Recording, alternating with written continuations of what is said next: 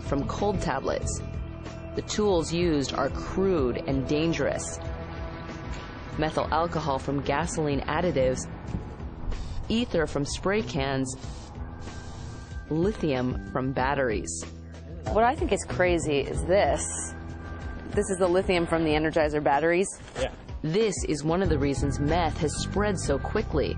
The ingredients for making it are legal, inexpensive, and easily available. If you can make chocolate chip cookies, then you can cook methamphetamine. A lot of these folks have no chemistry background at all. They're just mixing A and B together like they'd be mixing milk and eggs, and they don't even know what it's going to do. The preparation is complete. The pseudoephedrine has been taken from the pill. This is pseudoephedrine. Now the real cooking can begin. Meth may be easy to make, but it can just as easily blow up in your face. In the past several years, emergency rooms and burn units have reported alarming increases in meth-related visits, many due to lab fumes and explosions. Unlike most meth producers, Jason Gates and his team take heavy precautions. So they are actually cooking meth right now. As you can see, even our camera has to be back behind this line because it's so toxic.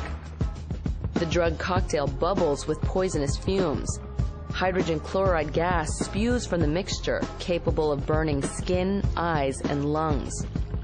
Anhydrous ammonia, a chemical used by farmers to fertilize their fields, is a key catalyst.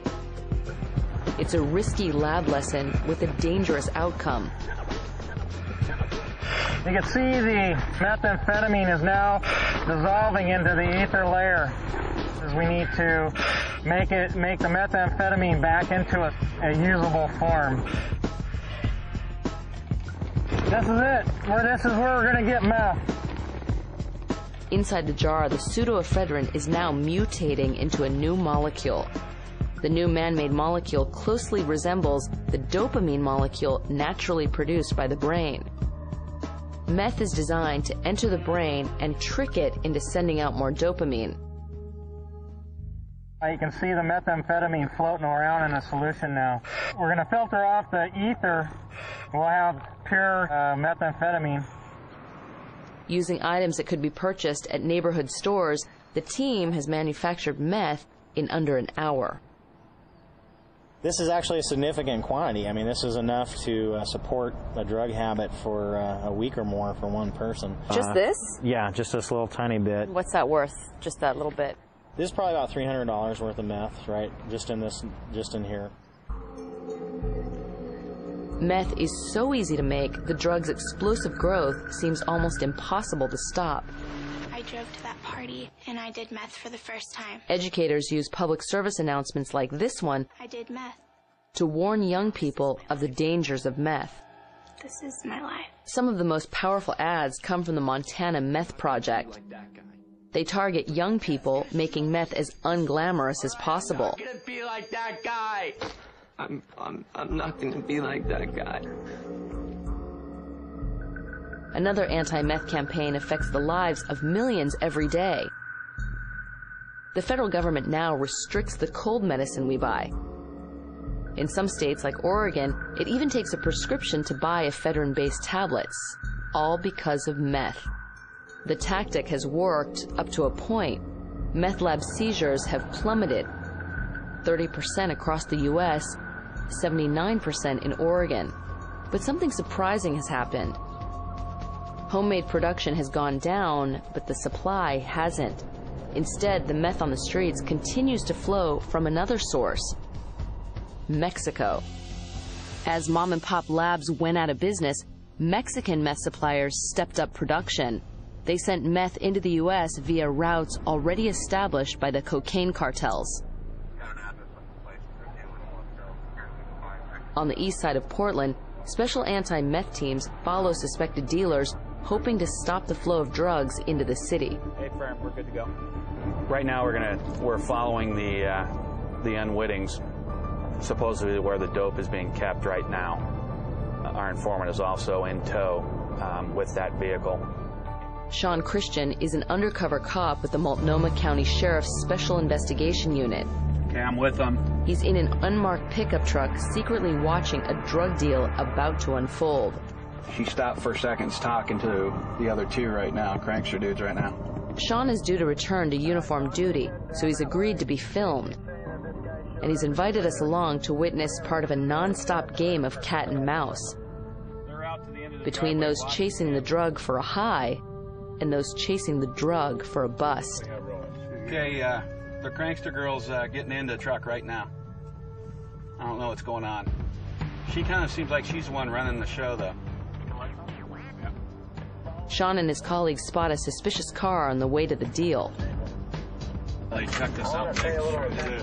They checked us out really hard. A uniformed cop is on hand to pull the suspects over and sniff out the car for drugs.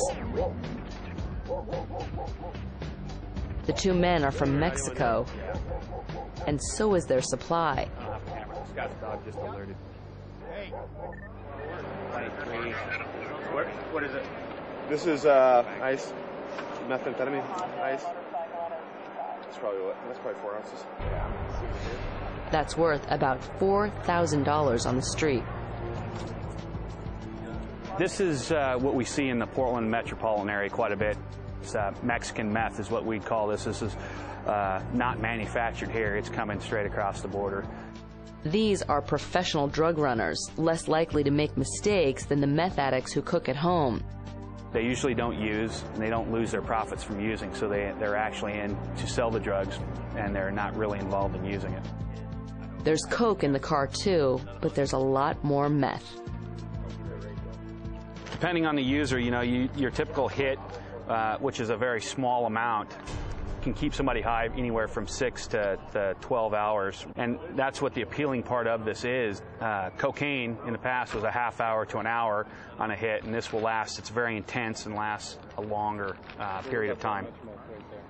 Now, there's still a market for the cocaine, but meth, as you can see, the difference in quantities is taking over cocaine's popularity.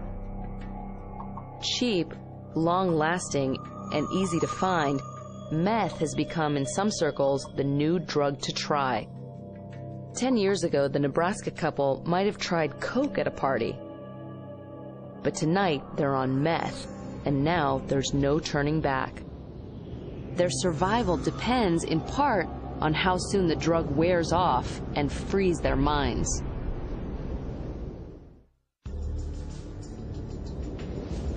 The methamphetamine that is sending Janelle Hornicle and Michael Walmsley out into a dangerous snowstorm is not the homemade kind.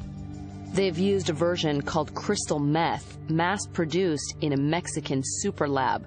This version of the drug is often more pure, more potent, and more dangerous. By now, it's 2 hours after their first 911 call. The couple has wandered on foot nearly a mile in the blizzard with no idea of where they've come from or where they're headed. They've stumbled onto the grounds of a rock quarry and taken refuge in a small metal shack. We're just like over from 76. Mike, that doesn't make sense. The 911 calls continue. Sheriff's departments now, we've talked to Omaha, we've talked to numerous people, and nobody can figure out where you're at. If Michael and Janelle had taken any other popular drug, its effects would probably be wearing off by now. But with meth, the effects can continue for 12 hours. They see lights on a shack, and then he says something about people being at the shack or on the shack or something. I go, okay, great, fantastic. Oh, there's people on the shack? Yes. Yell at them and say, can you hear me? Can you hear me? And please, do you hear us? Can you please help us? He's trying. He is. He's trying to help himself. Michael is. The drugs are getting in the way because there were no people there. Are they responding to you? No. I don't think they speak English. And I don't know any of those or any other languages. Desperate for information, the 911 operators make a call to the Hornicle family farm, and they ask Janelle's mother a painful question. I had no idea where they'd be. And she said, are they drug users? And I says, no, not at all. I mean, I didn't even hesitate. There was no question. No, they weren't drug users. By now, the couple's time is running out. Meth is still in their systems, and they're no closer to getting help. But I don't know. I don't need to be safe. I just want my girl. Okay.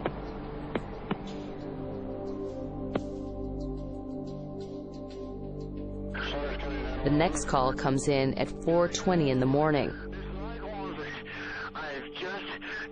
Janelle Hornicle is no longer heard. Michael Walmsley is now alone, and the night of wandering is about to come to an end.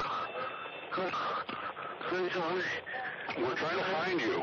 You were in a shed. Now, you're out walking again? Yeah, it's okay now.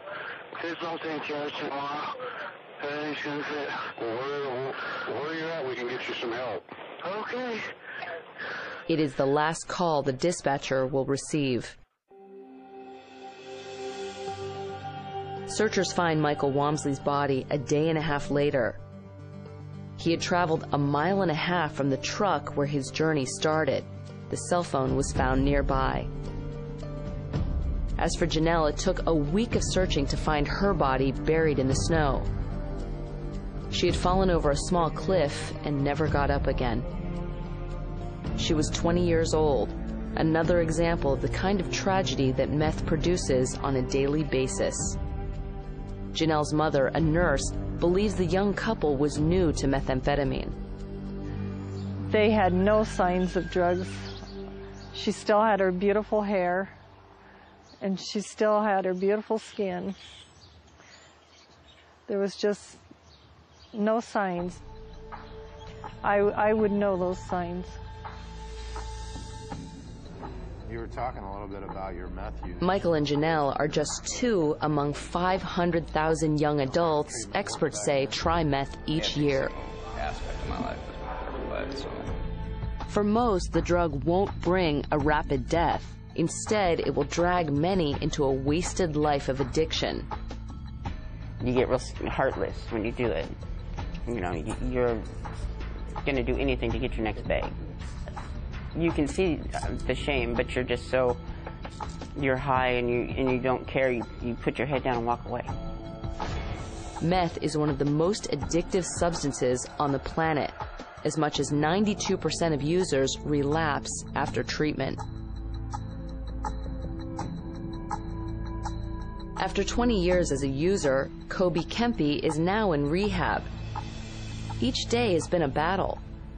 That is hard to come out of the fog and, okay, now I want to live life, but, you know, life is, you know, I'm 20 years behind everybody. You know, all my friends got houses and great salaries and wives and kids, and here I am, you know, right out of high school still.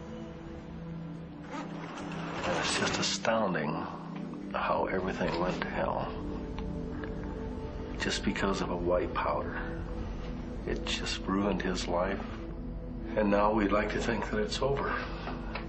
And we'd like to think that he's back and that things are going to go forward now.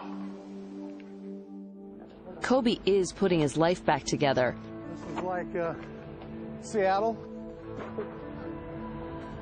He's working with his father in the family business and repairing the damage done by the drug.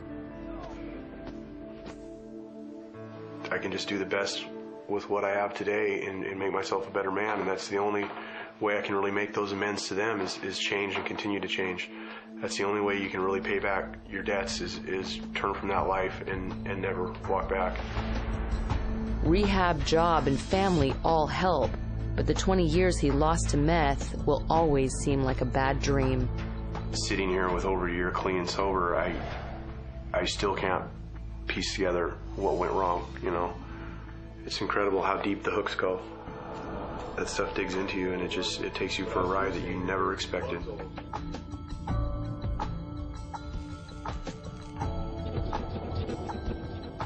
Meth beckons with the promise of a pleasure greater than nature alone can create. Then the drug crushes without mercy, leaving nothing.